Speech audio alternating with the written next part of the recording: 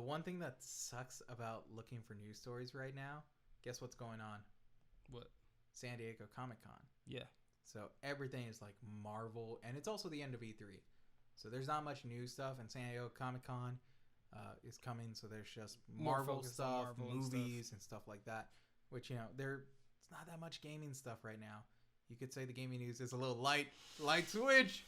This is the 3G Collective Podcast.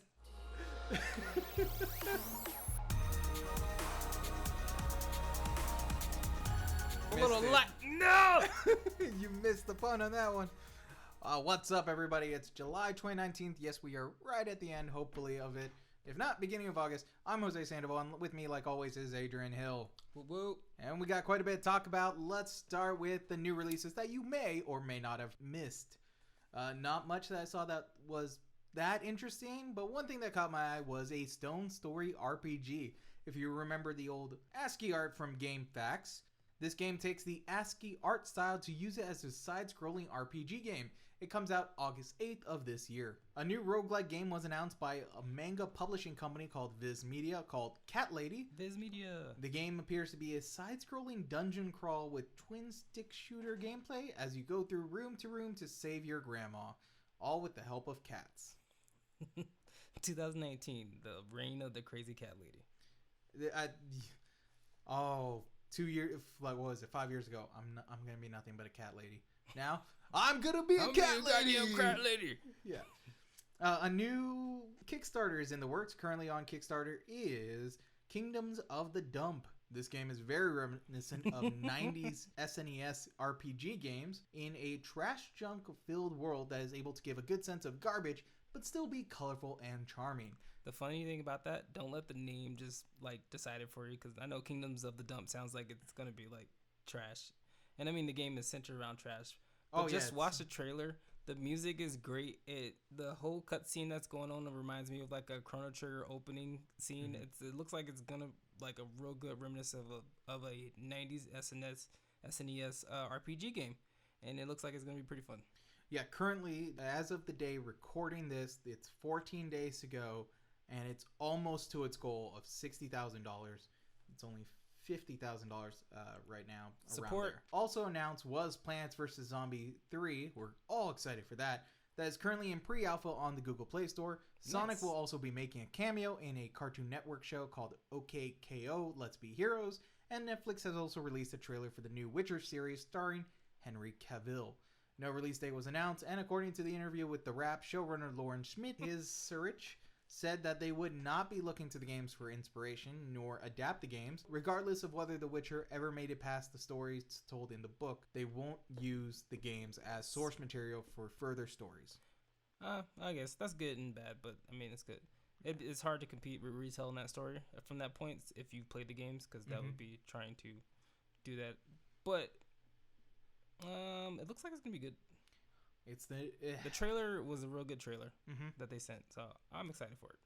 As for someone who's not into The Witcher or much fantasy based like Game of Thrones or anything, it did catch my eye, and I'm like, okay, I have a Netflix subscription. I'm gonna take a look at it. And finally, the one we've all been waiting for, this game, Fishing Simulator World Pro Tour, is out now on PlayStation Store. Why are we talking about this, Adrian? All right, let me tell you, Fishing Sim World Pro Tour with perhaps the greatest out-of-place song for a trailer that I've ever seen for anything ever. It is like that hip-hop hype song. You know the one I'm talking about. They would play like go watch the trailer. We can't really play the music. Go right watch now. the trailer. Go watch it. If you're watching this, please take a break. Just go put pause on this. Go to your YouTube. Type in Fishing World Simulator PlayStation trailer. You will find it. I swear to God, you'll be like, I'm sure somebody redubbed this. This is not the official. No, because the also thing is we saw, or you found it. Yeah, I saw. So there's also a Razer advertisement that came across my Instagram, the other page, which uses the same song in the correct way that it was meant to be used for a hypeness for an esports show or just like a sports show or something that's just actually generally like getting crazy. Action feel, like you can action like, feel gets you hype, goosebumps and stuff, and there's they're using the words in the video and everything. It would be used for any other action-filled sport game kind of thing. Like if NBA 2K used this or something, you'd be like, okay, that's fine. That fits. Yeah, that's good. If Monster Truck runs just flying across the screen and stuff, you'd be like, man, this is great. You're kind of like, yeah, this is a little weird. You but wouldn't think, but backdrops of nice lakes, picking a fish out the water. Giant fish. Not even being like hyped about the fish. Just be like, ooh, look at that. And then the name of the person, some famous fisher that you know. And then another backdrop of another nice lake. Please, just go watch the trailer. I can't stress that enough. Just watch the trailer. I wish we could like film the trailer for you and put it in there. But oh my gosh, just go check it out. I really thought when I was watching it that somebody's just dying laughing right now after they made that. Yeah, whoever was video editing they must have made that and put the music on there and then was like out of time and it was like just send it out. Just do it. No, they probably gave them the song and they're like, "Are you sure you want to use this?" Yeah, that song works. It sounds like they were like looking at us like, "We got to breathe fresh new life into the world of bass fishing. And we got to do it in a big way." And then cue trailer. That was so loud and unnecessary. It needs to be more soft, I think. Oh my god. You still can get like a good music that's the problem. They have another trailer that's not like that trailer that has a more fitting music to it describing some of the stuff. And I was like, that would have been perfect to portray what you were trying to get across for this. So yeah, when you're Googling this, just be careful. You're going to want to slam dunk a fish. That's what it sounds like. This is what it sounds like. All right, so now on to the big news, and there's no way we are not going to talk about it. Speaking of Google, more Stadia news. It seems like every month we talk about the Stadia. First off, porting-wise, Ubisoft has come out with CEO Guillemot saying that there's no extra cost to make sure the games work well on Stadia is not that high. There was also a Reddit AMA, and this is mainly what we're talking about, with Director of Product Doroneshev says that there will be tools in the Stadia app to manage data use, but also has some hope that internet service providers adapt down the line. Pro subscribers will be getting one game for free per month, starting with Destiny 2, but no one plays that. And if it seems similar to something like PlayStation Plus or Xbox games for gold, well, that's the point. As Doroneshev says, Stadia is not a Netflix for games and would rather be compared to those services of PlayStation Plus or Xbox for gold. Quote, Pro subscribers get 4K/HDR streaming, 5.1 sound, exclusive discounts, and access to some free games.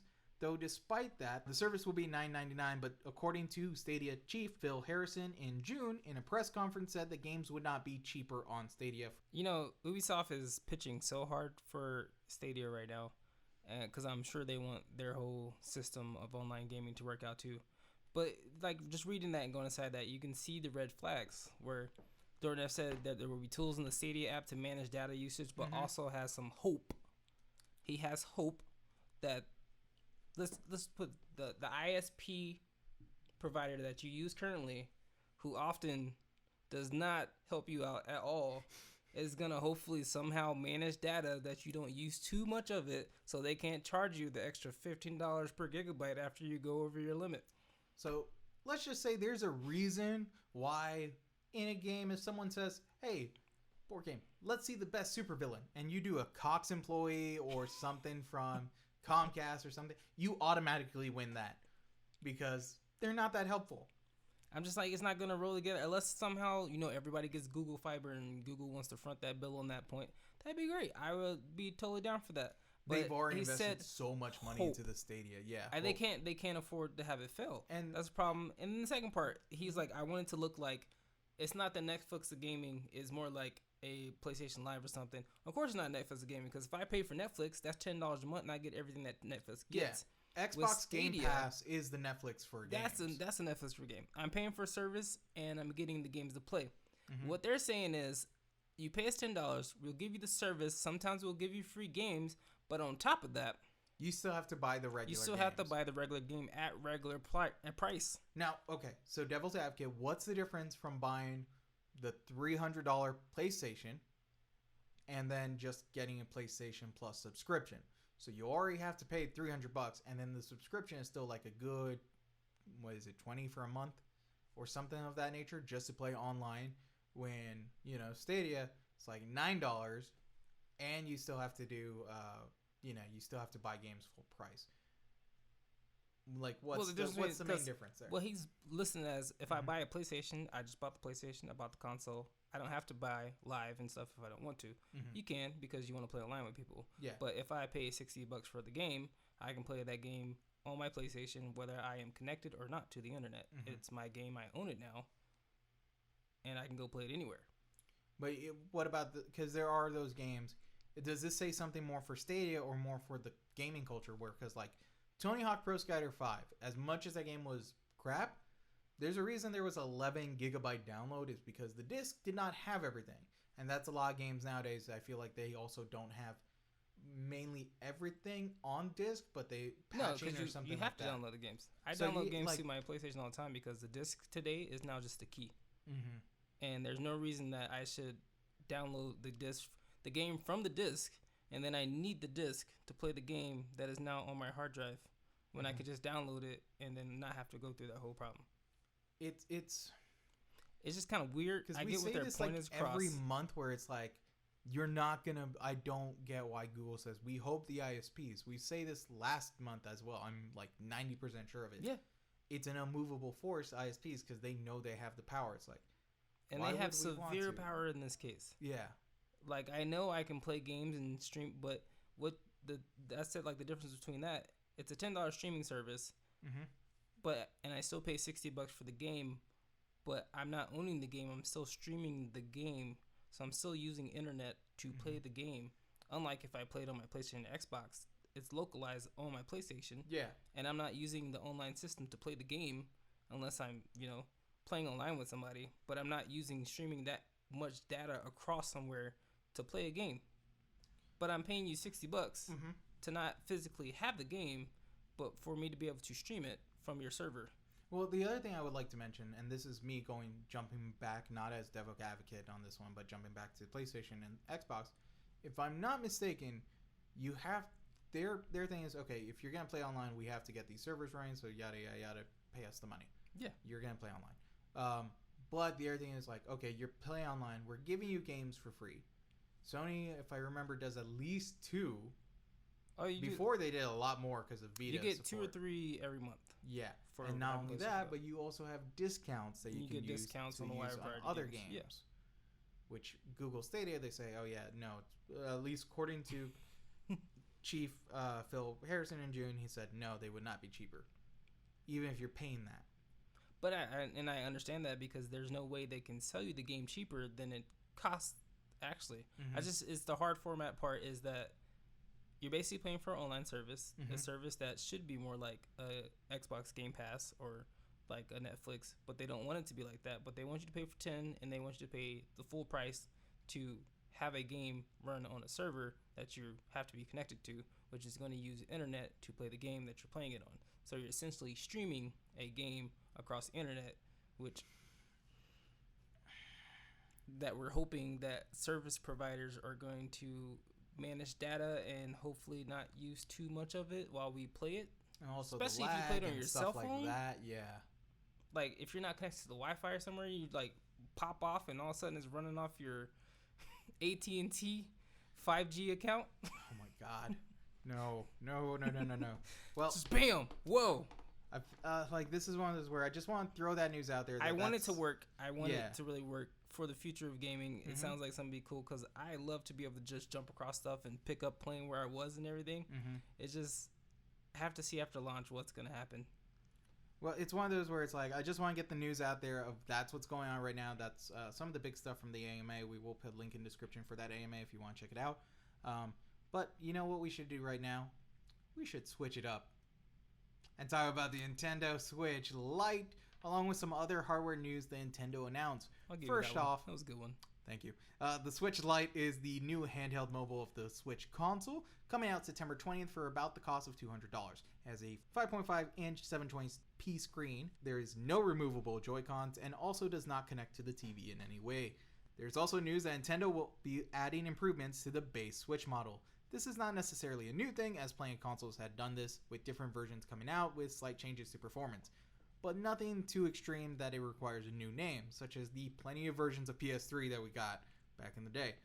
The main improvement is battery life. The new battery life for the new base model of the Switch is said to range from 4.5 hours to 9 hours, compared to the original that was built for 2.5 hours to 6.5 hours. The new Switch Lite's battery life is said to be 3 to 7 hours of battery life. And that's the Nintendo news. I can see that. You think it's a good move? Here's my issue. There's no way you connect to the TV. Like, what? For what I like to do, which is, you know, reviews and streams, well, more reviews and capture gameplay, I needed something that connects, you know. The colors are the only thing that catches my eye, but I get you.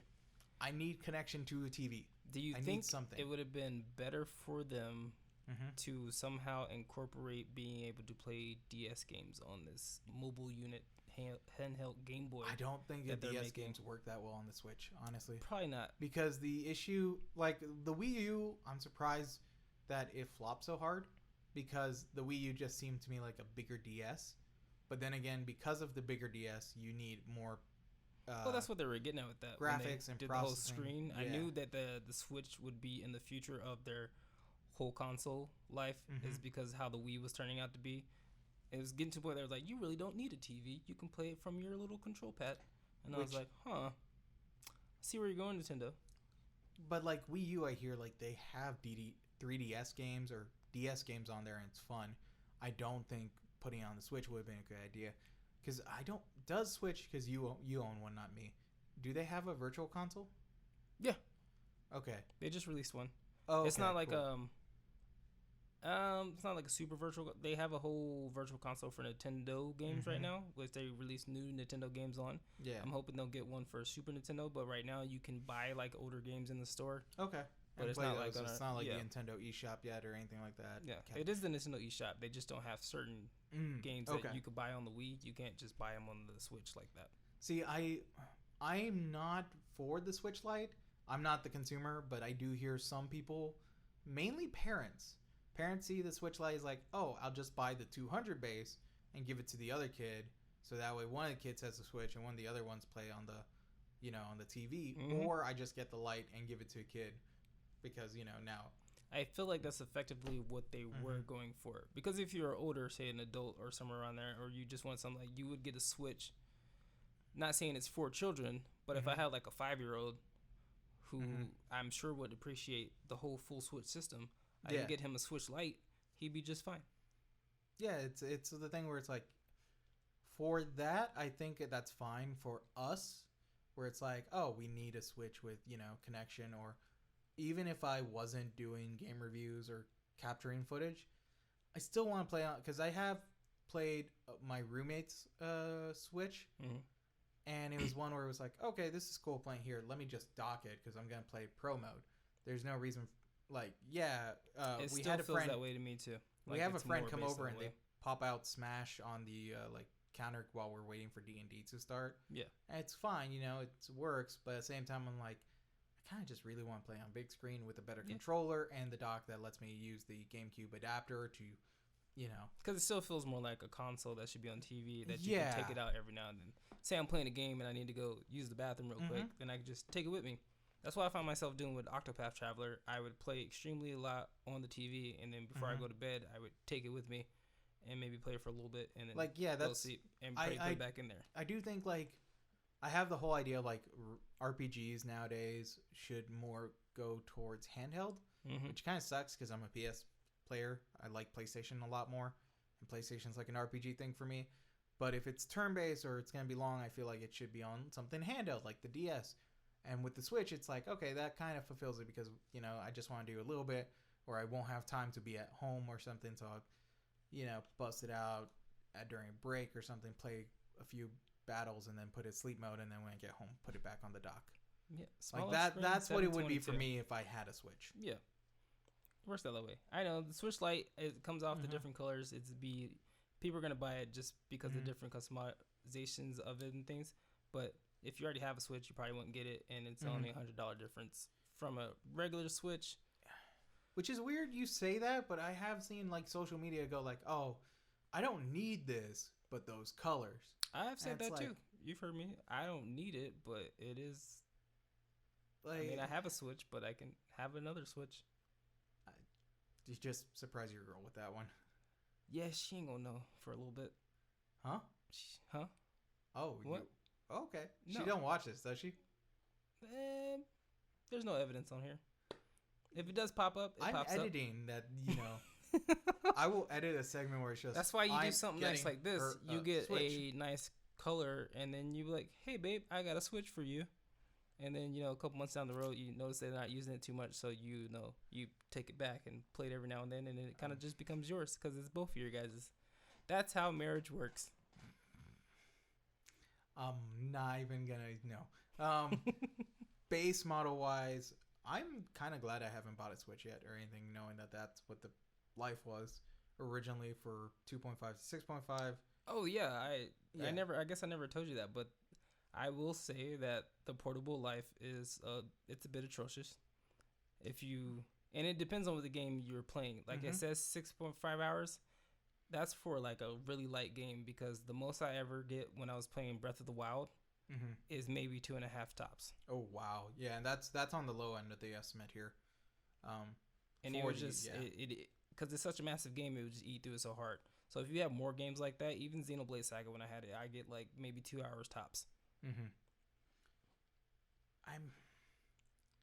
It's one of the weird things where there's also rumors I've heard of like not PlayStation Pro, Nintendo Switch Pro coming out. There has been some rumors of that, but Nintendo's always like trying to be cheeky, like, oh, we have no idea, because the Nintendo Switch might be that next model that's coming out there. I can see them pulling that off. We knew about this, but Nintendo was just like, oh no, we're not doing that. We're not, and then they're like, oh, we are doing it. Yeah, it's like, okay, all right. I don't know why they would do that though. I could see people pushing to have the the better graphics and the higher stuff on the Switch stuff, but Nintendo was never like about that, so I don't feel like they'll go that path to throw another system out to make it that much stronger. Like, oh, my Switch now it plays 4K.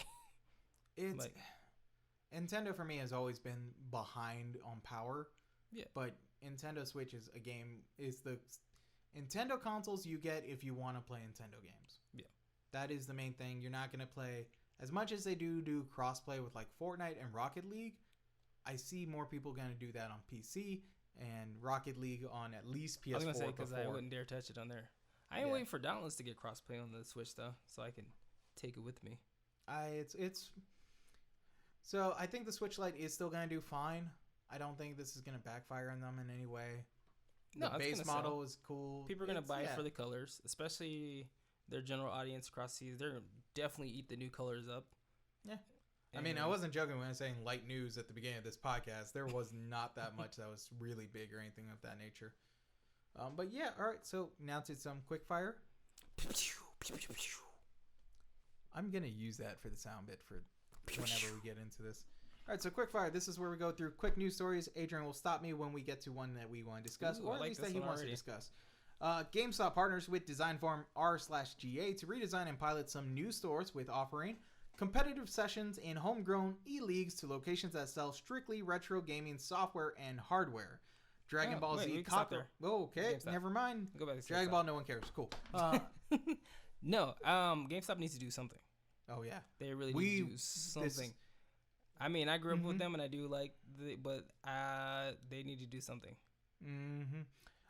From what I read on this, they're going to the retro style and try and make it place. What it feels like they're trying to cater to a hipster audience of gaming.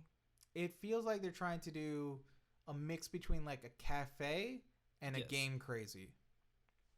They need or a Hollywood video, like they're gonna put Hollywood. It was like the Hollywood video game crazy, like you can try the games here and stuff like this, and here are the retro games you could play and like. Because that's how it kind of was in the beginning when GameStop and them first started. You would go there to play the games that were just like, because you couldn't. Sometimes you can go play a Switch or play a PlayStation and stuff. Like back in the day, you could play all the consoles before they launched. Yeah. In the store, and I feel like I don't want the chain to go under, but they're not making it a place that people want to go to. Yeah, like this one sounds also like the competitive sessions and homegrown e-leagues. It feels like it's going to be your neighborhood Smash tournament or something like that. That's exactly what it's going to be. Yeah. Which a lot of places out here already do that. So a lot of places do that, but not many Gamestops or stuff like that. No, Gamestops don't. Yeah, no, like I know quite a bit of like not GameStops or like Walmart. Oh, I got a couple friends, arcades and arcades and stuff out here that do things like that. Like the freaking GameWorks does that too. Like they do Smash tournaments and e-leagues and stuff like that, if I remember correctly. I think what GameStop is gonna have to do, as their audience seems to be getting older, is they're gonna have to grow in that way that we did. Like I would say, lean into the whole esports things that's coming out right now and cater to audiences who just give them a place to go just to be there. I'm not saying like have screens up and sell beer and stuff, but I mean like. But the question is here, that is, I don't know if you've been to a GameStop lately. Yeah, those are small stores. Yeah, they are. They're not like, I remember there was the big one, and there's only a few big ones that I feel like, okay, I can kind of see them redo this into like an esports. But there's one on nearby here that's really small, and it's like, I'm thinking like, how are you gonna do esports in that and redesign the whole store? That doesn't seem like it's possible, because they're already trying to sell all these games and stuff like that. You know, they do have like demo stands, but I remember I did go to a Smash tournament when Smash was releasing, and that store was just crowded and it felt really uncomfortable for someone.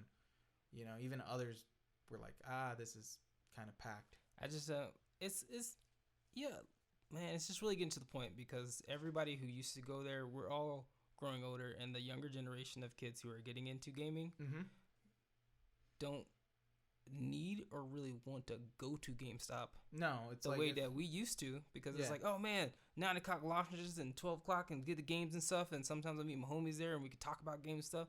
No, now it's like, I've already got the game downloaded.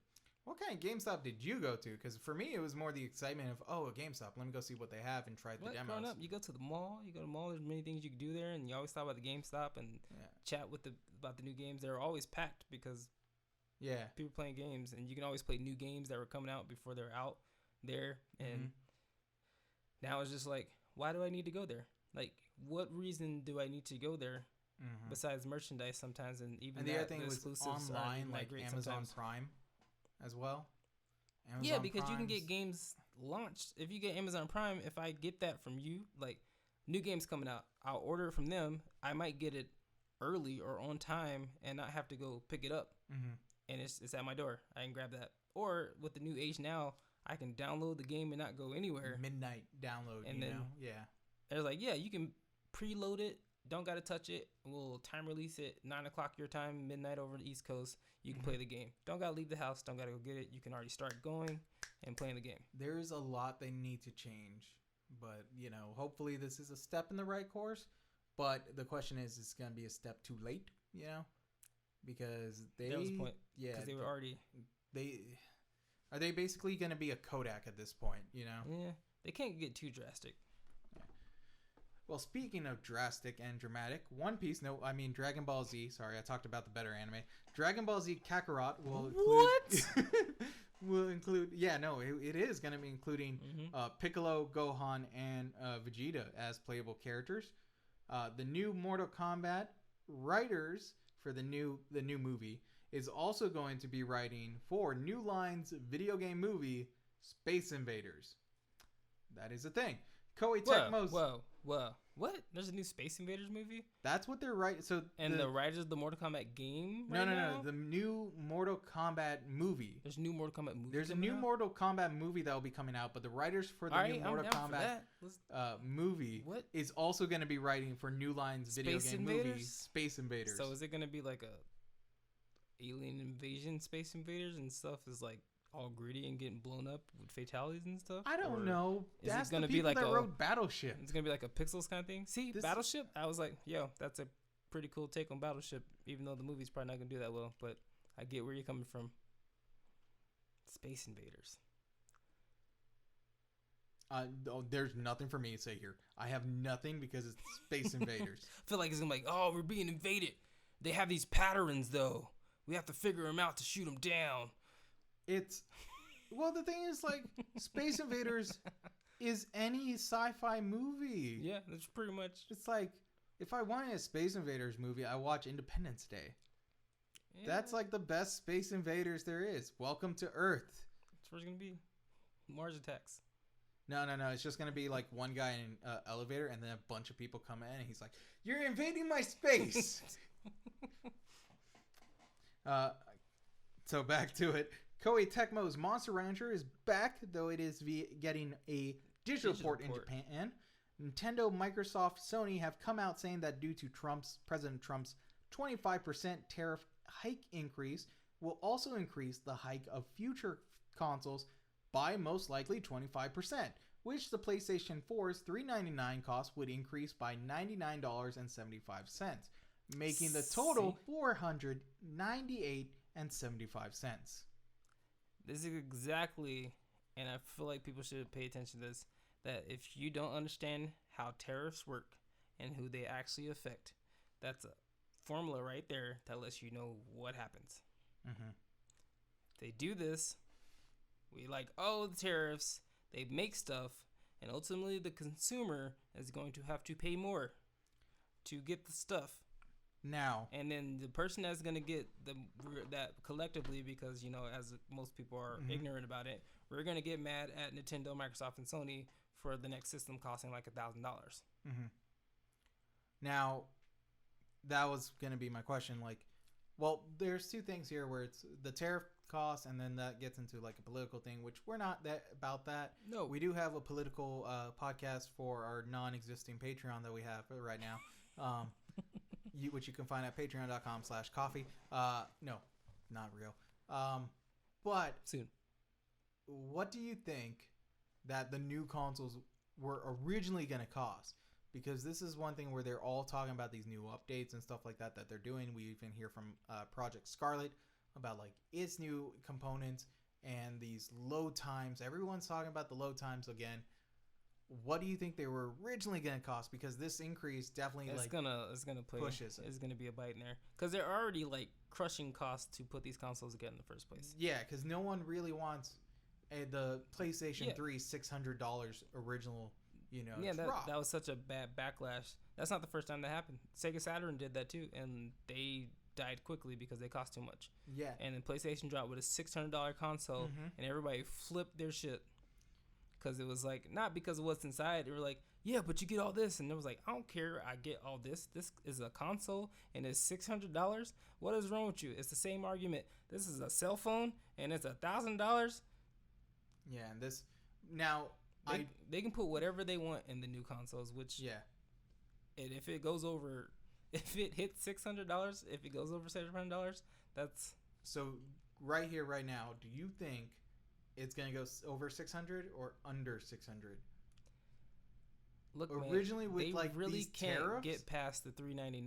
$499 is pushing it. I was going to say, originally I was thinking they're going to release at like $499. Yes.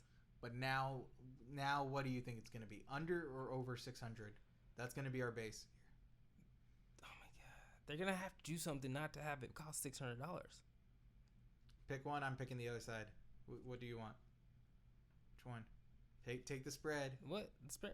Oh, yeah. It's gonna need to cost over $600. I'm just saying, there's no way they can possibly launch it for that much money and have us still be like, oh yeah, I totally want one.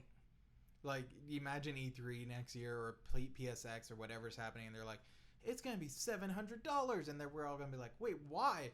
And they're just playing. Oh, it's because of the tariff increase. They're gonna glance over that so fast, like it's a multi-level marketing scheme. Mm-hmm. The new system, you can get it for a low price of $699. That gets you to wait. No. Go back. What'd you say? Yeah, but you can pay that off, and with a couple games and free. Nope. Go what? $699. No, I'm out this. I'm go home and grab me a computer right now and. Right. So that's Stadia. Like that'll be the biggest effect I think on Stadia there. It's that's crazy. Like, you could very well maybe, if you can get the point across, release a console for $1,000 with all the right stuff in it. Because that's the issue too. But why you get a console for $1,000 when you if can get the PC is $1,000? for $1,000? They're gonna be pushing it. They're gonna be like, guys, 600. That's as most as we can. That's the least we it's can collectively. do. They really can't get much higher than that. It's all through past businesses. A console costing more than the range that you think it should cost does very bad for the business. Yeah. Even if it's costing you money, like the PlayStation 3 was costing them money to make, and they were still selling it at 600, and people were still like, "Nah, I'm not trying to hear that. I need it to be full $500, or I'm not buying it." I mean, we can only dream of like under 600.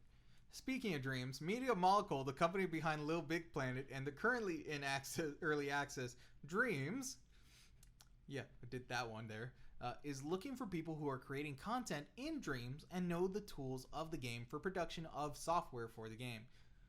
That's pretty cool. Yep. Find your Nintendo Switch Joy-Cons tend to move things on screen with no input. The drift issues may not have any quick fix, but Nintendo may no longer be charging you for a refund of Joy-Con repairs. No. Yep. This was according to an internal memo sent to Vice Games. There is also a lawsuit in the works, but from what I hear, that's very little ground. And last but not least, Pokemon Sword and Shield are not using the same assets from Pokemon 3DS games, but instead have to redo the models from scratch for the Switch improved graphics, which is one of the reasons they have a limited Pokedex. Yeah, let's stop there. Okay. You know what? I mean, I guess I'm not mad at them that they can't fit the entire history. There's over 1,000 Pokemon now. Yes. And I figured before they even told us this that they had to redo all those models because they've been using the same ones because the DS to Game Boy upgrades isn't that too big of a difference. But jumping to a full system like the Switch, that's gonna demand a huge graphical overhaul. Not only that, you also have Gigamaxing, which changes how Pokemon's shape and look. It's just I was like I couldn't fault you for not being able to fit all 1,000 and something Pokemon into a game. They even said like, yo, this was gonna happen sooner or later because I feel like they've been telling people for a while. It's like, look, guys, I know we keep increasing things and we keep making new games, and we want. Because I remember a while back, I forgot what game it was, and it was the first time that they weren't trying to put all the Pokemon in the game, and everybody got mad about it. It's one of two things. Either you get the game now and get this limited Pokédex and play and have fun, or we wait who knows how many years until they can flesh out all of the Pokemon. By that time, there might be a new system already coming out, and they'll have to redo it all over again. Well, like, it's one of those things where a lot of people are like, well, what's with the Pokemon Home? Why would we have that if we can't move everything over? And it's just, yo, this is what we got to deal with for now. It's like, the infrastructure, bro, it's I mean, you got to be understanding sometimes about things like that. That's like, I'll be honest, like when I heard before, I was like, hey, why are they not doing the whole thing? Aren't they using the same models? And then when I hear this, I'm like, oh, that makes perfect sense. Like, yeah, no, if they have to redo everything for this game, that's quite a task. I'm a little sad. Like, I'm sad. I'm not gonna be able to get all of them. Like, you're not gonna. I don't know who they're gonna cut either. They haven't like put out a list of like what you can and cannot transport. And I'm sure that list is gonna come out, and I'm gonna look at them like, God. Why can't I move the best starter Squirtle over? Oh my God, let's not get back to this. Bulbasaur Squirtle is the best out of all three. Why can't I move Abra, Duskull, the greatest starter of all time? Pokemons. Like, No, I'm gonna put that in there. Get this. Charmander is the worst starter. That's true. It's very true. That is true. If you look at gym advantages going through, Bulbasaur is the best starter, but they always have this argument between who's better, Squirtle or Charmander for starters, when you know damn well Bulbasaur should be mentioned in this conversation. Bulbasaur is the best all-around starter. Squirtle, very close second. Give him that. Charmander shouldn't be entered into the conversation for it. I really hope none of the starters from like any of the generations actually have like that issue of like they can't be transferred. Because those are the ones. No, those they have to go through like the ones that like are important, like two people. Like, okay, all the starters have to be transferred. Pikachu and Eevee for sure, because that's the big thing in Pokemon Go. Maybe the first 151 because most people know those. Like I really can't say any of the others because there's some obscures. I don't think. Do we need all the unknown numbers? Do we need all Farfetch? Do we need? Do we need Farfetch at all? Yeah, do we need... I mean... There's going to be somebody out there like, come on, my Farfetched. You're right. But, I mean, come on. They developed those, like, over 1,000 Pokemon. Do we need Seal? Do we need Seal? The Seal Pokemon that's a Seal. Because, I mean, at the rate that we make them crank out the Pokemon games, to redo the entire assets of all those characters and expect them to get done with another game in 2 to 3 years. It's hard to say what to expect from them now. It's hard on both sides. Because the other thing is, they're always going to do the thing where it's like not every Pokemon can be captured in both games, but now they're also splitting the gym leaders. So one's in one and the other one's in a different one. And it's like they're doing quite a lot to this new one. They're moving away from Alola as well. If you want to do the other mechanics of the parts you could be mad about what they're doing in the game is the fact that they're going to try to make you buy both games. I'm actually not too mad about that. The way they're splitting the whole thing up, they're trying to make you buy both games. I mean, because in they've the past, always you tried. Can just they tried, but you could buy either one. The Pokemon were always split. Some of them. You just need a friend with. But you can get the same game played throughout the entire game, except for different things. But now with the whole gym leaders and regions and stuff, it's like, oh yeah, you want to get the complete package, you buy both games. Yeah, it's one where I really have to see how it turns out at the end, because it's like I'm not too mad now about like. I wasn't mad originally. I was just like confused. It's at first it's and like now it's like oh why? okay. But I was never gonna send a death threat to their email account. It was more like okay, so what if like we can't get a seal? It's like I'm more intrigued to see what new Pokemon they have anyways. Yeah. Because I mean, other than Houndour, which is like the dog one, I'm okay if I don't have it and I get the Corgi one. Let me just say I'm okay with that. And I'm okay if they put like best starter Squirtle and all that. I'm gonna get back to that. Yeah. Other than that, that's all I got for quick fire. That's everything for this episode. Oh wow. Yeah, like I said, it was a pretty light episode. Light. Yeah. Lite. Yep. It was a great discussion though. It was really good points to talk about. Even though it's like light on information to have for gaming right now. Yeah, it's just that time of the year. And then I do see more information coming out in September, so people get ready for holiday, and a little bit in August for the holiday season. I just wanted to give a shout out to the little kid who won $3 million playing Fortnite. Oh yes, that just happened too. That was one. We're not too much into esports and stuff like that, but that is a big story. That's how much did he? $3 million. He was 16 years old. $3 million and something. Yeah. I would say his name, but I didn't look it up. Okay, but yeah. That is even if you're not part of the esports world or you're just that's a huge victory for gaming in general. Because now it's become super more acceptable for everybody to play video games. Yeah. Did you see side note, did you see the person that was like the cheaters that they got booed? Oh no, I heard about that though. Yeah, there was 2 cheaters who were on the game, and when they got kicked out, they were booed off. But yeah, that's what you get. Yeah, they've been known for cheating, and then they got booed when not when they were kicked off, when they were killed off. When they were being booed when playing, and then killed off. The crowd went wild. No cheaters. Yeah, they were like, yeah. Oh, there's his name, Kyle. Oh, don't want to mess that up. Kyle Giersdorf, or Booga. I'm pretty sure that's pronounced Kyle Steve. It's Kyle G. Let's go with that. Yeah. Congratulations, bro. That's crazy. Yeah. First night, $3 million doing anything.